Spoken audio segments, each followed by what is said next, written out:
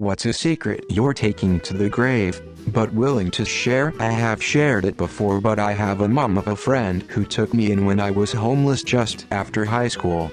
She made me lemon meringue pie that first night, and I was so hungry I nearly ate the whole thing by myself.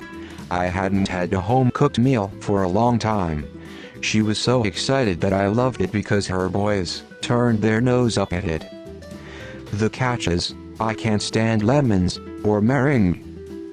Now, she's been making me lemon meringue pie every year since, because it's my favorite.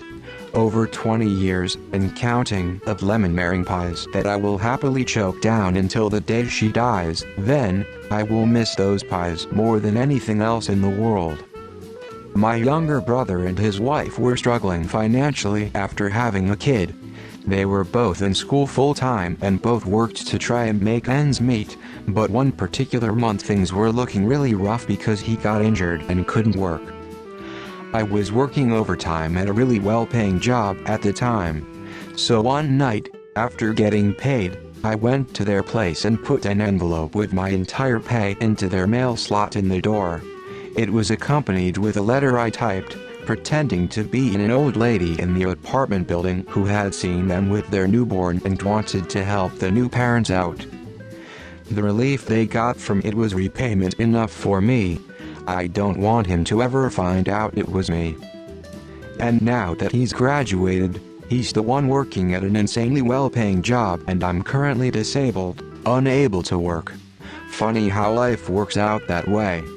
My sweet and gentle wife called me upset because she was unsure if she hit a squirrel with her car on her way to work.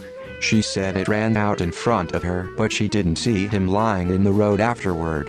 The road she was on is close to our house, so I went and found the poor little guy, scooped him up with a shovel and buried him on the side of the road, so that on her way home she would see that there wasn't a dead squirrel and assume she hadn't hit him.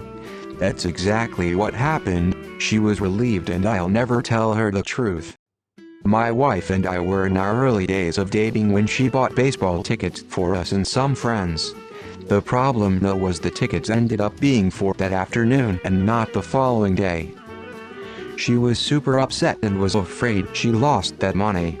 I had her put them on the resale site. They didn't sell for a few hours, so I went and bought them.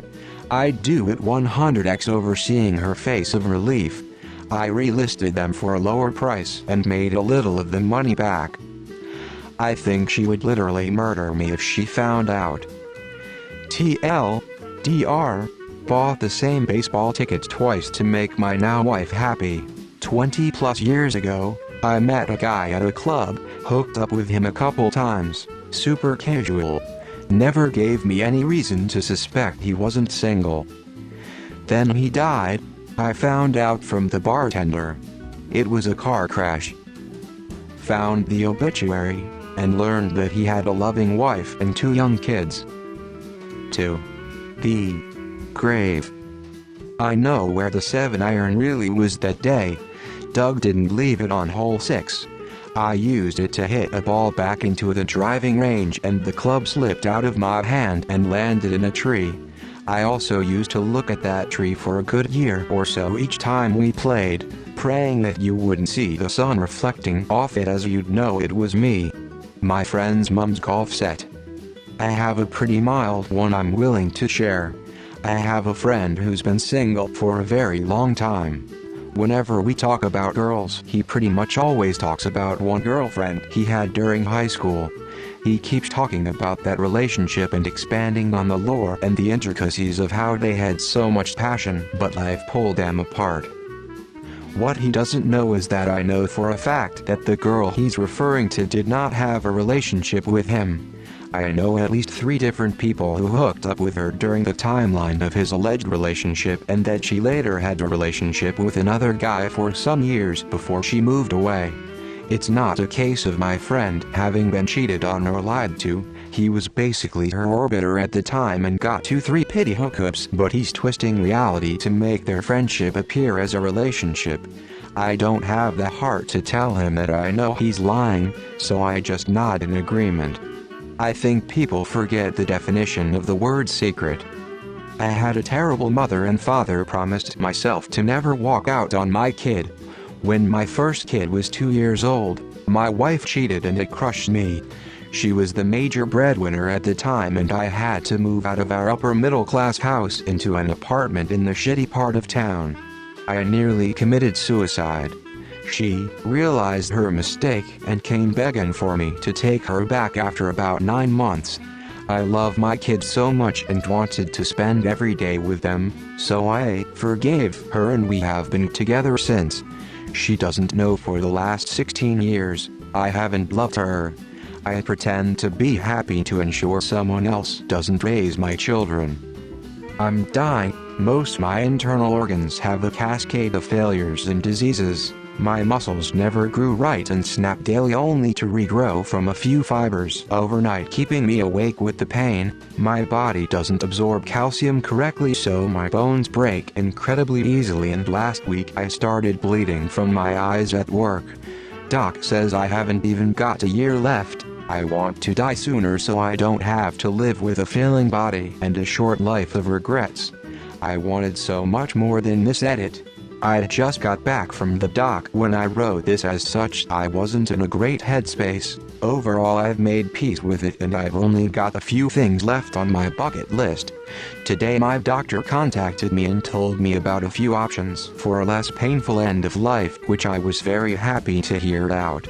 I've even been able to get a payout because of my conditions, so I don't have to work every day just to survive another day. The last things on my list are to try authentic Belgian chocolate, authentic American single malt whiskey, and to say goodbye to a few people I wronged in my earlier life, hopefully make amends. Thank you for all the love and support. Soon I will give this account to my brother to continue my spree of being a bit of an asshole while making jokes that hopefully will keep people laughing with the world as it is. Kind regards, the guy with glass bones and paper skin. Saw a few comments and thought they were funny, downvoted to hell, but at least I got a laugh out of it. After American Pie came out I was super horny and lonely late teen. I'd decide what the heck not, and there's a fresh apple pie and I put my dick in it. Was a little too hot and got dick burns. I threw out the pie in the neighbor's trash that was already set out for garbage day and quickly went to the store and bought a store-made one. Easy done. My ego and my sore cock, but nothing to ever think about again. But that's not the entire story. In comes my dad and my mom. My mom said she made a fresh apple pie for dinner. My dad is in the garage and comes in all huffin' and puffin', saying why did she lie about making a pie when it's store-bought. Seems like I didn't throw the container away properly in my burn cock mission. My mom goes in to say she did make a fresh pie and doesn't know what the fuck my dad's talking about. He provides proof and then she laughs, asking why he's trying to start something. The pie is never forgotten. Each fight turns into, oh yeah, just like you, Marty, a pie, and they would have an explosive argument. Now, given my shame the first night, I felt like I couldn't just come forward and say I knocked the pie over and bought one so they wouldn't be mad at each other. My dad had asked me and I lied my face off as my cock throbbed with burnt pie on it.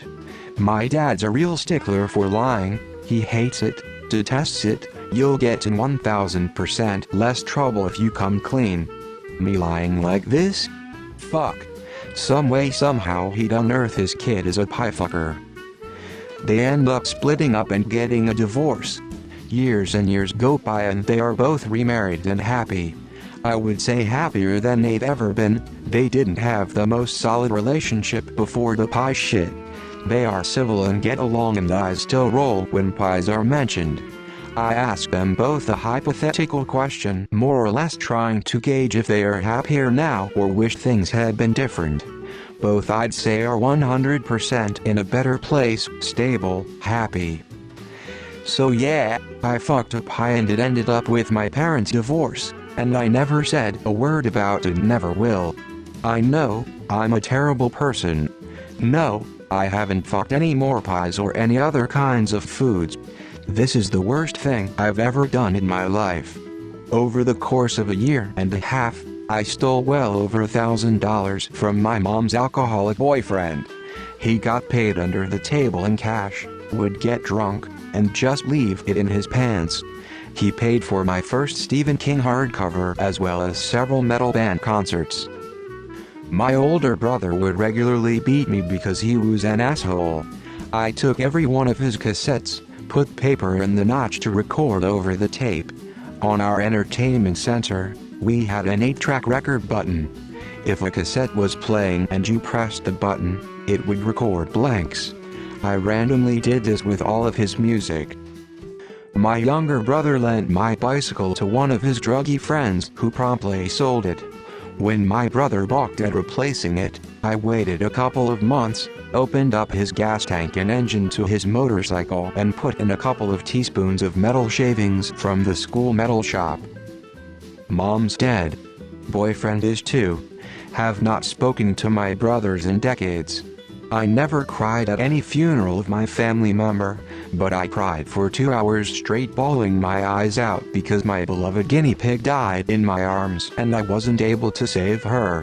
Rest in peace, Swanky. During my days Brigham Young University, Idaho, I would go out after dark in my homemade ghillie suit to scare the students there. They walk by and it'd surprise them with an unexpected movement or word. I got chased by the cops once, but I was fast enough to turn the corner of the building, lay down in the garden, and they kept running.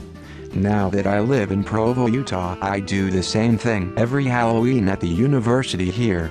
Not technically a secret, because I've only told my wife, who also knows the person in question. Many years ago during a trip to Amsterdam, my drunken stand-Ned friend and I stumbled into a sex shop. My friend went up to the counter and brazenly asked, "Where's the kiddie porn?" He was ushered behind a screen into another room and shown a room full of shelves with porn. I followed, took a mag off the shelf and turned the page. I then literally grabbed him by the collar and dragged him out of the door. I didn't mention it ever for about 20 years. Now I don't know if he meant what he said, but he certainly said it. Married, 4 kids, pillar of society now, but part of me still thinks if deep down he's a sicko, I am into some extremely NSFW stuff. I've never told anyone the extent of my fantasies. My current BF gets me closer to blurting some out every day, but there are fantasies of mine that I will take to the grave. I think I'm a narcissist. I don't go around ghosting or manipulating people, but my empathy is very selective. Sometimes, I can't cry. Sometimes, I enjoy the pain of those who wronged me. Most times, I really care about how people treat me and see me and disregard what I might say to them in the process. My feelings are so intense. They go from 100% caring to not caring at all. And I don't know how to regulate. I unknowingly married Jeff Epstein's niece. My mom and I had manually removed the identification chip from our dead dog neck. It's illegal in my country to bury an animal in a forest, which I really wanted to do since we were an apartment. I never got COVID, aka I have no friends.